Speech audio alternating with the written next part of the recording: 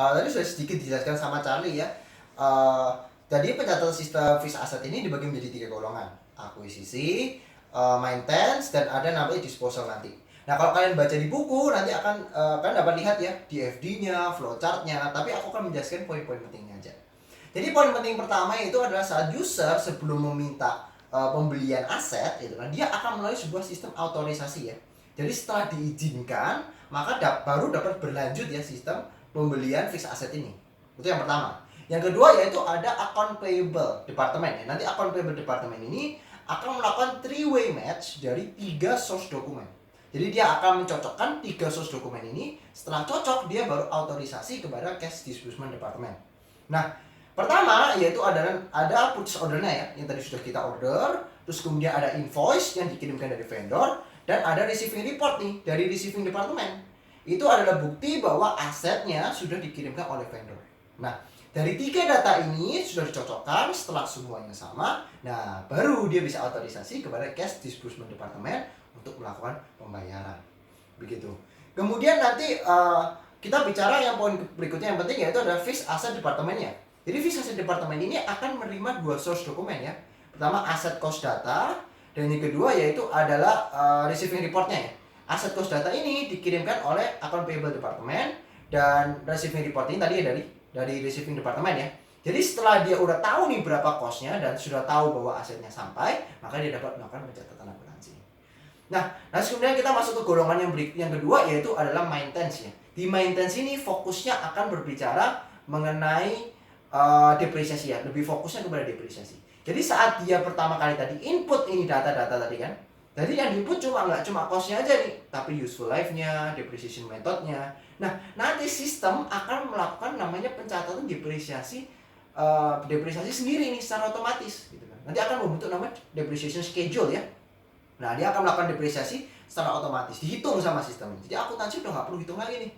Gitu. Terus yang kalau disposal yaitu nanti akan mulai dari usernya ya. Usernya yang memakai merasa bahwa asetnya sudah tidak layak pakai, dia minta autorisasi dari supervisornya, sudah diizinkan. Nah, baru nanti fixed asset department akan melakukan penghapusan nih terhadap aset tersebut. Nah, itu adalah fungsinya ya, sedikit fungsinya ya. Nah, kalau kita nanti bicara tentang resikonya gitu kan. Bagaimana resiko dari fixed asset ini, bagaimana cara mengatasinya. Nah, jadi fixed asset system ini memiliki beberapa resiko ya. Risiko pertama yaitu fixed asset system ini bisa dicuri atau dapat terjadinya theft, kemudian juga dapat disalahgunakan, misappropriation ya. Nah, bagaimana cara mengatasinya gitu kan. Kemudian cara mengatasinya yaitu core-nya yaitu pertama ada supervision ya. Dengan adanya supervision, adanya pengawasan, dia diawasi nih gitu kan. Apakah aset ini ada nggak gitu kan. Apakah aset ini dipakai sesuai dengan peraturan-peraturan perusahaan gitu kan, sesuai dengan keinginan perusahaan. Jangan-jangan dibawa pulang nih gitu kan, dipakai sendiri gitu kan untuk kepentingan usernya. Nah, itu nggak boleh. Nah, kemudian ada nanti independent verification ya.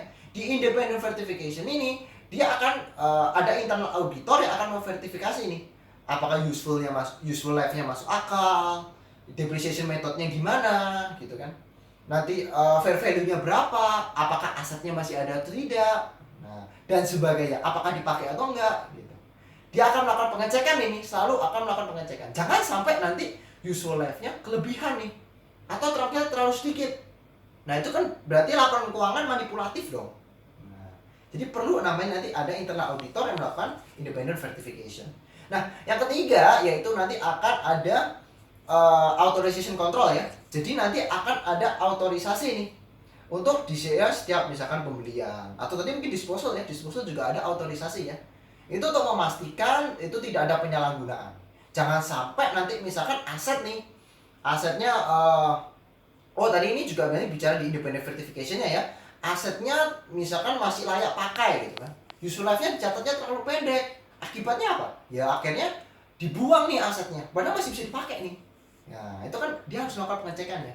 Autorisasi juga kayak gitu. Dipastikan dulu nih asetnya masuk akal nggak gitu. Useful life-nya berapa? Dan kira-kira masih layak pakai nggak? Nah, itu akan selalu akan melakukan pengecekannya. Jadi gitu.